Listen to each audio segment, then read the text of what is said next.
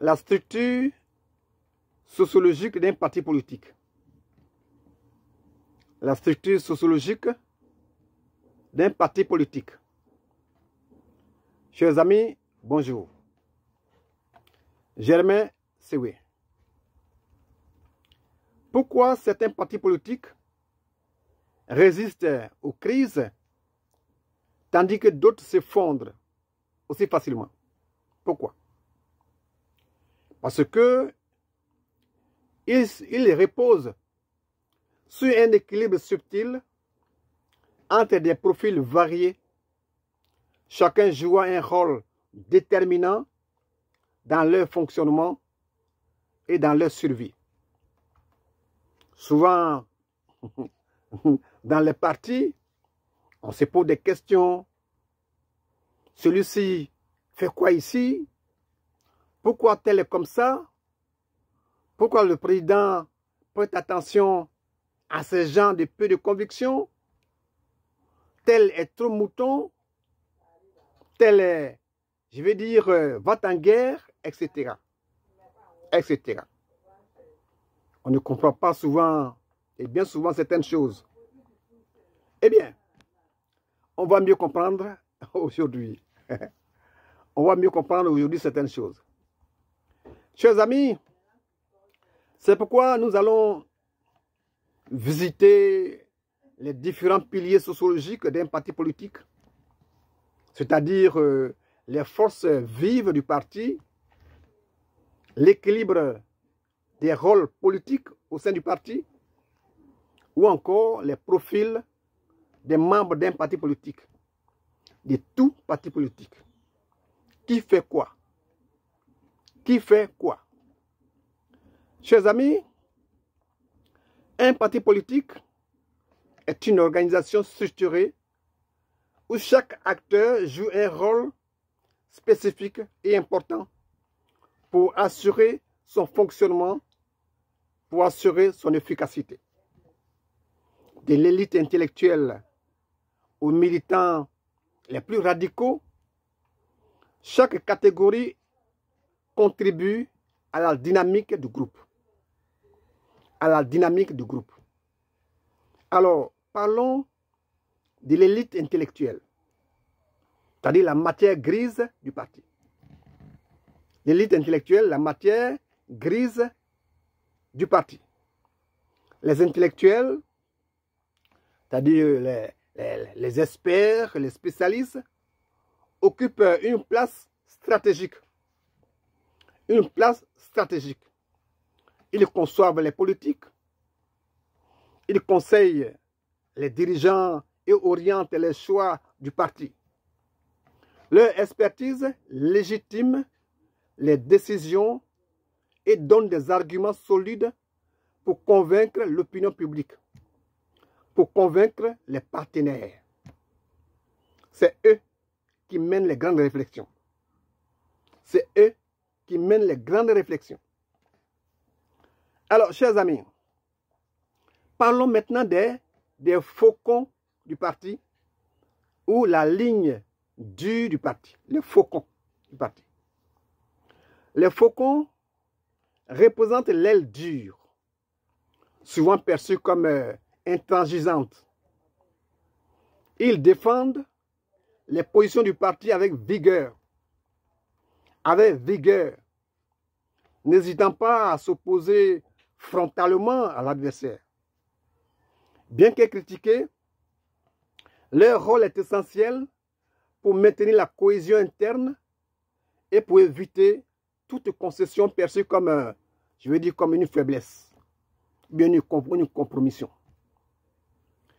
Alors, parlons maintenant les fous du parti, ce qu'on appelle, entre guillemets, les fous du parti ou les boucliers médiatiques. Les fous du parti, c'est-à-dire les boucliers médiatiques. Chers amis, dans le jeu politique, certains militants assument le rôle de provocateur. Yes, I am a provocateur. You are a provocateur. Donc, leur mission est de répondre aux canailles de l'autre côté. de répondre aux attaques extérieures de manière directe, parfois brutale, afin de préparer le terrain aux négociations menées par les figures plus modérées, par les sages. Eux là, ils gâtent. Leur mission, c'est de gâter. Parce que le président ne peut pas descendre de son piédestal pour répondre à certains fous du camp adverse. Donc, c'est eux qui entrent en jeu. Ils mettent le feu, entre guillemets, pour que les spécialistes viennent l'éteindre. Ce sont eux qui détournent les polémiques pour permettre aux stratèges de garder une image maîtrisée.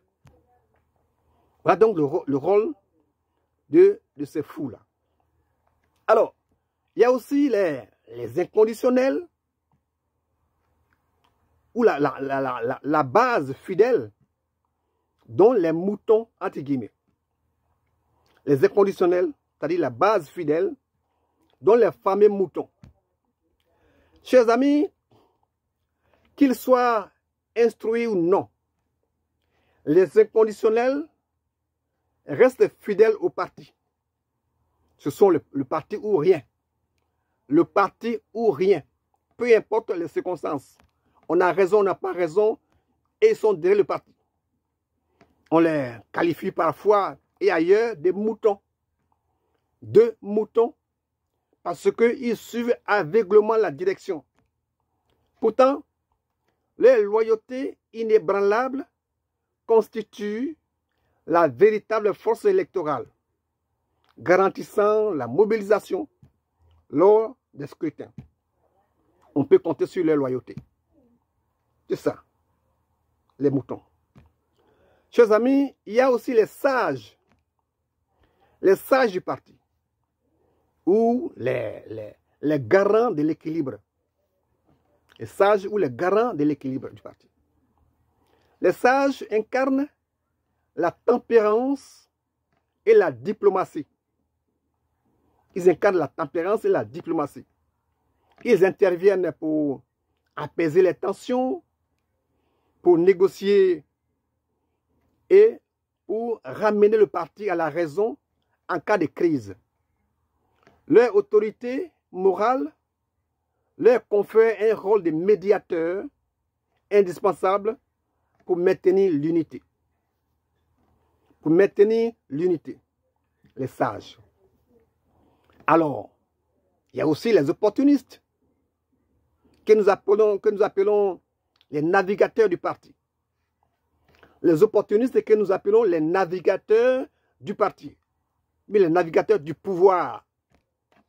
Les navigateurs du pouvoir.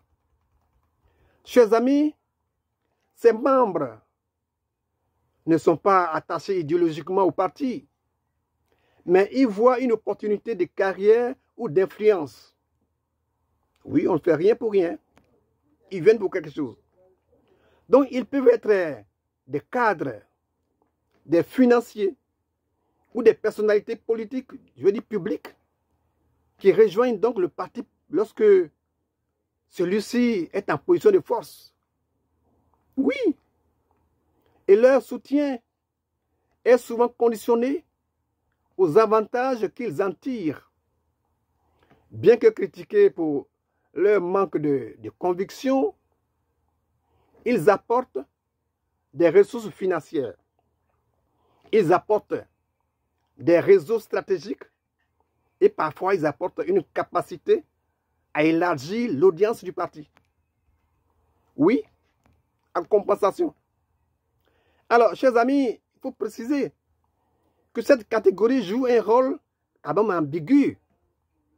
Parce qu'elle peut renforcer le parti lorsque il est dominant, mais aussi le fragiliser en cas de crise.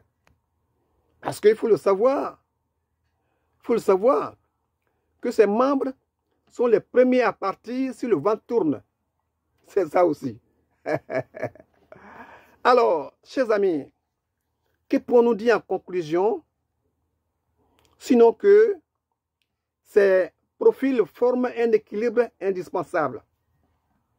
Que ces différents profils au sein du parti politique forment un équilibre indispensable. Parce qu'un parti politique repose, nous le répétons, sur une diversité de profils aux rôles complémentaires sans lesquels il perd des atouts essentiels à son fonctionnement et à sa survie. Sans les élites, la vision politique manque de profondeur. Sans les faucons, le parti s'affaiblit. Sans les fidèles et les moutons, entre guillemets, le parti perd son socle électoral. Sans les sages, il perd sa capacité à gérer les crises, à apaiser les tensions internes et à négocier avec les adversaires. Le risque qu'il court est une fragmentation du parti, des conflits internes non résolus et une perte de crédibilité auprès des électeurs et des partenaires. Chers amis, sans les provocateurs, il manque une ligne de défense face aux attaques adverses. L'opposition peut alors malmener le parti, lui imposer son discours sans résistance, affaiblissant l'image et l'influence du parti. Il devient plus vulnérable aux polémiques et à la manipulation médiatique. Et sans les opportunistes,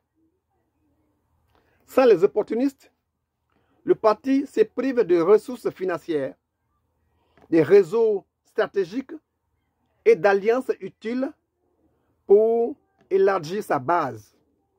Même si, je vais dire, leur crédibilité ou leur fidélité est incertaine, leur absence limite les soutiens en période électorale et réduit l'accès à des cercles d'influence. En clair, chers amis, un parti politique est une machine où chaque rouage, je veux dire, du plus bruyant au plus discret, assure la victoire ou précipite la chute. À bon entendeur, je vous salue.